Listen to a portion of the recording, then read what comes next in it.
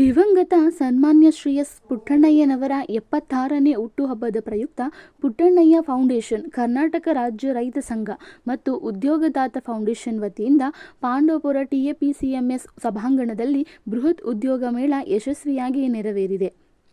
ಕಾರ್ಯಕ್ರಮದಲ್ಲಿ ರೈತ ಸಂಘದ ವರಿಷ್ಠ ನಾಯಕಿ ಸುನೀತಾ ಪುಟ್ಟಣ್ಣಯ್ಯನವರು ರೈತ ಸಂಘದ ಮುಖಂಡರುಗಳ ಜೊತೆಗೂಡಿ ಪುಟ್ಟಣ್ಣಯ್ಯನವರ ಭಾವಚಿತ್ರಕ್ಕೆ ಪುಷ್ಪಾರ್ಚನೆಯನ್ನ ಮಾಡುವ ಮೂಲಕ ಕಾರ್ಯಕ್ರಮವನ್ನು ಉದ್ಘಾಟಿಸಿದರು. ಸುಮಾರು 45ಕ್ಕೂ ಹೆಚ್ಚು ಖಾಸಗಿ ಕಂಪನಿಗಳು ಭಾಗವಹಿಸಿದ್ದವು. ಉದ್ಯೋಗ ಮೇಳದಲ್ಲಿ ಸ್ವಯಂ ಪ್ರೇರಿತ ರಕ್ತದಾನ ಶಿಬಿರ ಹಮ್ಮಿಕೊಳ್ಳಲಾಗಿತ್ತು. ಕಾರ್ಯಕ್ರಮವನ್ನು ಮಾಡಿದ್ದಾರೆ. ಪುಟ್ಟಣ್ಣಯ್ಯ ಫೌಂಡೇಶನ್ ಜೊತೆಗೆ 45ರಿಂದ 50 ಕಂಪನಿಗಳು ಬಂದು ಇಲ್ಲಿ ಭಾಗವಹಿಸ್ತಾ ಇದೆ. ಆ ಕಂಪ್ನಿ ಎಲ್ಲರಿಗೂ ಕೂಡ ಅವರ MDಗಳಿಗಿರ್ಬೋದು ಅಥವಾ CEOಗಳಿಗಿರ್ಬೋದು ಅವರೆಲ್ಲರಿಗೂ ಈ ಮೂಲಕ ಪುಟ್ಟಣ್ಣಯ್ಯ ಫೌಂಡೇಶನ್ ಪರವಾಗಿ ಮತ್ತು ಕರ್ನಾಟಕ ರಾಜ್ಯ ರೈತ ಸಂಘದ ಪರವಾಗಿ ಅವ್ರಿಗೆ ಧನ್ಯವಾದವನ್ನು ಹೇಳ್ತೀನಿ. ನೀವೆಲ್ಲರೂ ಬಂದು ಈ ಸದುಪಯೋಗವನ್ನು ಪಡ್ಕೋಬೇಕು. ಯಾಕಂದರೆ ಇನ್ನೂ ಸಾವಿರಾರು ಜನ ಬರಬೇಕಿತ್ತು ಮಕ್ಕಳು ಅಂತ ಅನಿಸ್ತಾ ಇದೆ. ಈಗೆಲ್ಲ 700-800 ಜನ ಇದ್ದೀರೇನೋ ಅಂತ ಅನಿಸ್ತಿದೆ.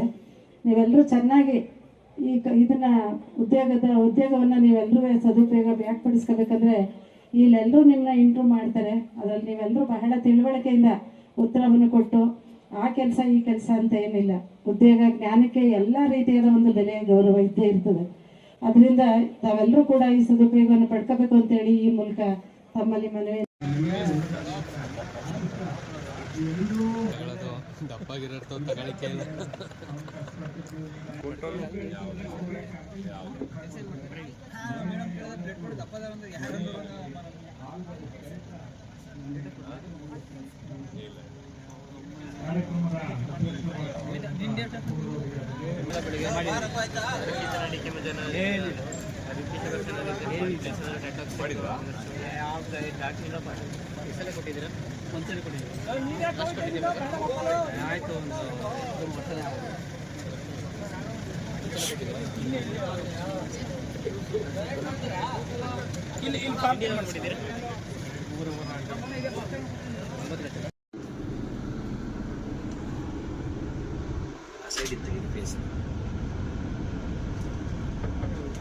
ಎಲ್ಲರಿಗೂ ನಮಸ್ಕಾರ.